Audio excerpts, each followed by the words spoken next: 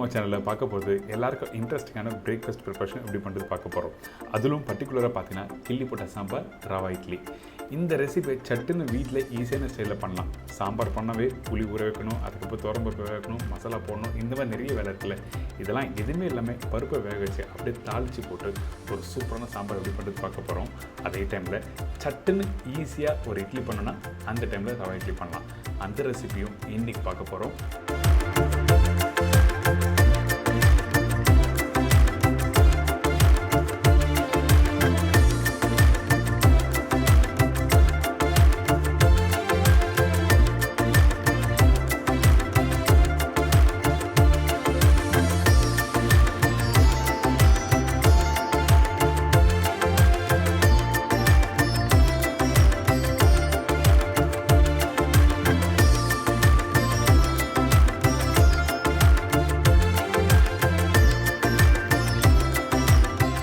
இந்த டிஷ்க்கு தேவையான பொருட்கள் பார்த்தலாமா?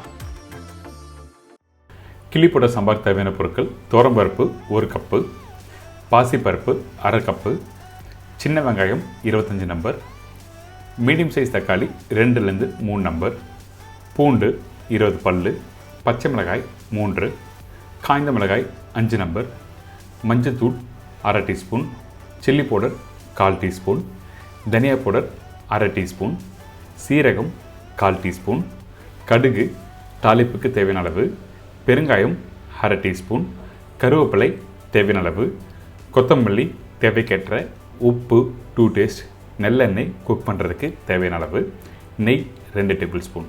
இதாங்க கிள்ளி போட்ட சாம்பாருக்கு தேவையான பொருட்கள். இந்த கிள்ளி போட்ட சாம்பாருக்கு நம்ம என்ன பண்ண போகிறோம்னா, முதல்ல பருப்பு வேக வைக்க போகிறோம். இந்த பருப்பு என்ன ரேஷியோ என்ன கேட்டிங்கன்னா, 1 கப்பு துவரம்பருப்பு போடுறீங்கன்னா அதில் 1/2 கப் அளவுக்கு பாசிப்பருப்பு போடணும். அந்த பாசிப்பருப்பு போட்ட பிறகு தண்ணி,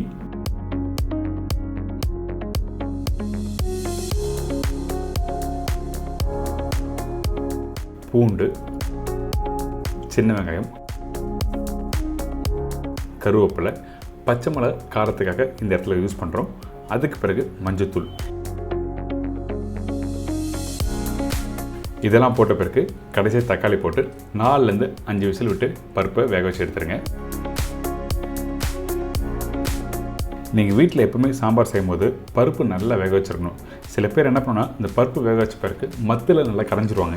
ஏன்னு கேட்டிங்கன்னா, அந்த பருப்பு எந்த அளவுக்கு நல்லா கரைஞ்சி வருதோ அப்போ தான் மசாலா போட்டு குக் பண்ணிடும்போது கரெக்டான டெக்ஸ்சரில் வரும். சில பேர் மசாலா போட்டிருப்பாங்க, அந்த பருப்பு தனியாக இருக்கும். அப்படி சாப்பிடும்போது நல்லா இருக்காது. அதனால தான் பருப்பு நல்லா வேக வைக்கணும்னு சொல்கிறேன். அடுத்து நம்ம என்ன பண்ணுறோன்னா, இப்போ இந்த பருப்பை தாளிக்க போகிறோம். இந்த நல்லெண்ணெய் சூடான பிறகு கடுகு, சீரகம்,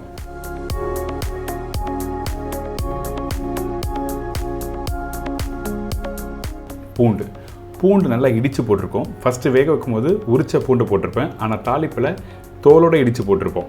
இதுக்கு பிறகு கருவேப்பிலை, பச்சை மிளகாய், சின்ன வெங்காயம், காஞ்ச மிளகாய். இந்த கிள்ளி போட்ட சாம்பாருக்கு காரணம் என்ன கேட்டிங்கன்னா, இந்த காஞ்ச மிளகாவை நல்லா ஒன்று பாதியாக உடச்சி போடுவாங்க, அதாவது பிச்சு போடுவாங்க. விதையோடு போட்டிங்கன்னா கொஞ்சம் காரமாக இருக்கும், விதை இல்லாமல் போட்டிங்கன்னா காரம் கம்மியாக இருக்கும். நீங்கள் வீட்டில் உங்களுக்கு ஏற்ற மாதிரி நீங்கள் போட்டுக்கலாம். இதுக்கப்புறம் இந்த தாளிப்புலாம் போட்ட பிறகு இந்த வெங்காயம், காஞ்ச மிளகாய், கருவேப்பிலை நல்லா வதக்குங்க. வதங்கி வர டைமில் கட் பண்ணி வச்சுருக்க தக்காளியில் யூஸ் பண்ணுறோம். தக்காளி 2லேருந்து 3 தக்காளி சொல்லியிருக்கேன்ல, அதில் 1 தக்காளி வேக வைக்கும்போது யூஸ் பண்ணியிருக்கேன், மீதி தக்காளி இந்த இடத்துல போட்டிருக்கேன். அதே மாதிரி தான் மஞ்சத்தூள் 1/4 டீஸ்பூன், மசாலா ரெடி பண்ணும்போது 1/4 டீஸ்பூன், பருப்பு வேகும் போது. இதுக்கு பிறகு சில்லி பவுடர், தனியா பவுடர், உப்புலாம் போட்டிருக்கேன். இந்த கிள்ளி போட்ட சாம்பார் செய்யும்போது மிளகாத்தூளோ தனியாத்தூளோ அதிகமாக போடக்கூடாது. காஞ்ச மிளகாய் காரத்துக்கும் பச்சை மிளகாய் காரத்துக்காக மட்டும்தான் யூஸ் பண்ணணும். இப்போ இதெல்லாம் போட்ட பிறகு இந்த எண்ணெயில் போட்டு லைட்டாக வதக்குங்க. வதங்கி வர டைமில் கொஞ்சமாக தண்ணி ஊற்றி நல்லா கொதிக்க விடுறோம். அதே டைமில் நீங்கள் உப்பு காரம் கரெக்டாக இருக்க செக் பண்ணுங்கள். இந்த இடத்துல இன்கேஸ் காரம் கம்மியாக இருந்ததுன்னா அந்த டைமில் பவுடர் மசாலா போடாது, பச்சை மிளகாய் வேணால் நீங்கள் ஒன்று போட்டுக்கலாம்.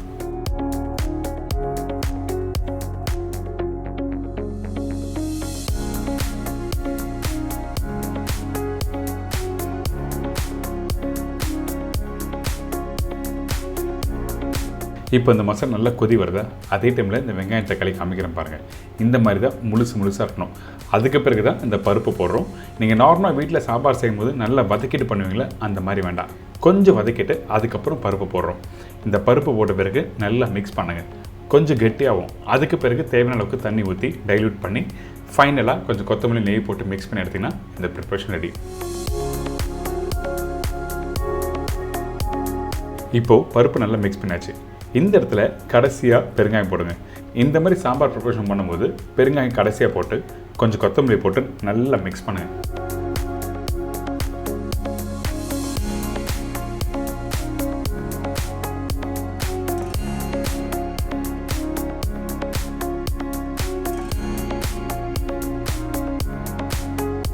மிக்ஸ் பண்ணிவிட்டு தேவையான அளவுக்கு நெய் போடுறோம். திருப்பியும் கொஞ்சம் கொத்தமல்லி போட்டு அடுப்பை ஆஃப் பண்ணிட்டு எடுத்து சர்வ் பண்ணால் ஒரு சூப்பரான கிள்ளி போட்ட சாம்பார் ரெடி.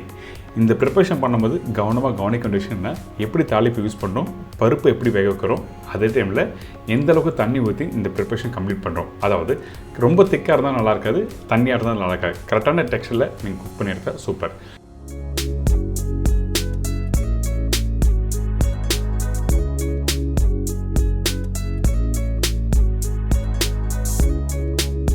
இதை தொடர்ந்து சட்டுன்னு ஒரு 5 நிமிஷத்தில் ரவை இட்லி எப்படி பண்ணுறது பார்க்க போகிறோம். அதுக்கு முன்னாடி இந்த ப்ரிப்பரேஷன் தேவையான பொருட்கள் பார்த்தலாமா?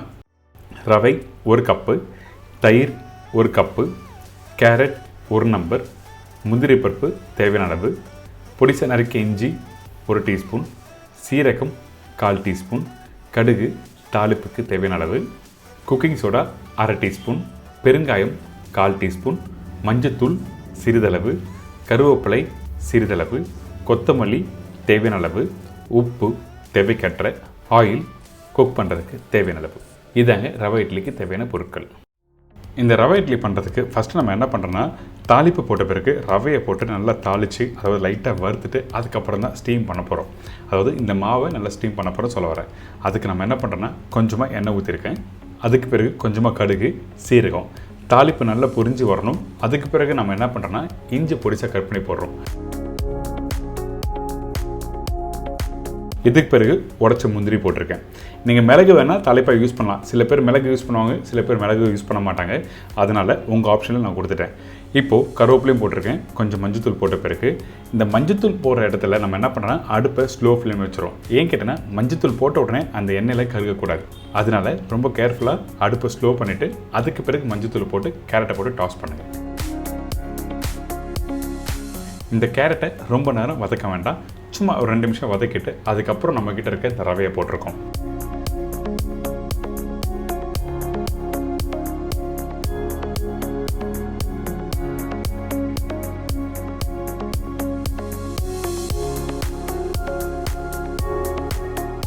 இப்போ இந்த ரவையும் கேரட்டு தாளிப்பு இது எல்லாத்தையும் ஒன்றா மிக்ஸ் பண்ணுங்க. 2 நிமிஷம் வதக்கினா போதும். எதுக்காக வதக்கம் கேட்டிங்கன்னா, அந்த ரவை ஒன்று ஒட்டாமல் வரும். அப்போ தான் உங்களுக்கு வந்து ஸ்டீம் பண்ணும்போது அந்த ரவை இட்லி பூ மாதிரி வரும். இதெல்லாம் சின்ன சின்ன விஷயம் கரெக்டாக நீங்கள் நோட் பண்ணி பண்ணுங்கள்.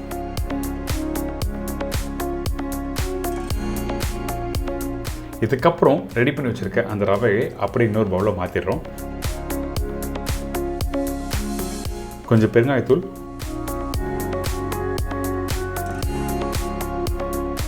கொத்தமல்லி, உப்பு, குக்கிங் சோடா. இந்த குக்கிங் சோடா எதுக்காக ஆட் பண்ணுறேன்னா, கொஞ்சம் சாஃப்ட்னஸ் வேணும்ல, அதனால் இந்த குக்கிங் சோடா யூஸ் பண்ணியிருக்கோம். அதே டைமில் புளிப்பு தன்மை வேணும், அதனால் தயிர் யூஸ் பண்ணியிருக்கேன். இந்த தயிர் ரவையெல்லாம் எப்படி மெஷர் பண்ணி போட்டிருக்கேன்னா, 1 கப் ரவை, அதாவது இந்த கிளாஸ் காமிச்சிருக்கேன்ல, இந்த கிளாஸில் ரவை 1 கப் எடுத்திருக்கேன். அதே கப்பில் தயிர் எடுத்திருக்கோம். அதே கப்பில் 1/2 கப் அளவுக்கு தண்ணி எடுத்திருக்கோம். 1 கப்பு ரவை, 1 கப்பு தயிர், 1/2 கப்பு தண்ணி. இந்த மெஷர்மெண்ட் புரிஞ்சிருக்கும். நீங்கள் இந்த மெஷர்மெண்ட்டில் எல்லாத்தையும் ஒன்றா போட்டு நல்லா மிக்ஸ் பண்ணால் உங்களுக்கு பேட்டர் ரெடி ஆகிடும்.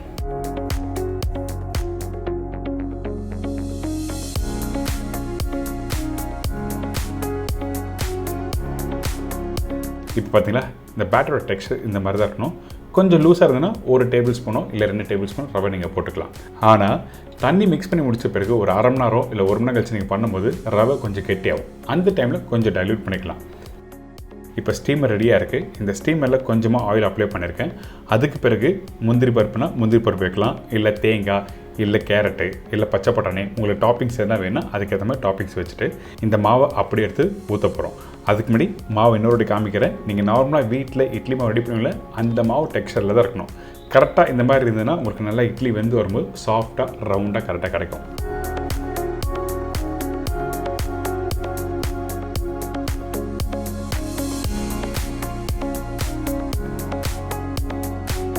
இதே மாதிரி தான் இன்னொரு ட்ரைவும் ரெடி பண்ணுறோம். ரொம்ப ஈஸியான ப்ரிப்பரேஷன். வீட்டில் யாராவது கெஸ்ட்டு வந்தாங்கன்னா இட்லி மாவு இல்லை, தோசை மாவு இல்லைன்னு சொல்லிட்டு கவலையே பண்ணாடா. நார்மலாக நம்ம வீட்டில் எப்போவுமே ரவை இருக்கும், அப்புறம் கேரட் இருக்கும், மஞ்சத்தூள் இருக்கும், முந்திரி இருக்குது, சீரகம் இருக்கும். இந்த மாதிரிலாம் பேசிக்கான ஒரு இன்க்ரீடியன்ஸ் வச்சா இன்றைக்கி இந்த ரவை இட்லி சட்டுன்னு எப்படி சாஃப்டான ஸ்டைலில் பண்ணுறதான் பார்த்துருக்கோம். இந்த இட்லி கரெக்டான டைமில் வேக வைக்கிறது ரொம்ப இம்பார்ட்டன்ட். ரொம்ப ஸ்டீம் பண்ணாலும் அந்த இட்லியோட டெக்ஸ்சர் மாறும். அதனால் கரெக்டாக ஒரு 7லேருந்து 8 நிமிஷம் நீங்கள் ஸ்டீம் பண்ணி எடுத்தால் போதும்.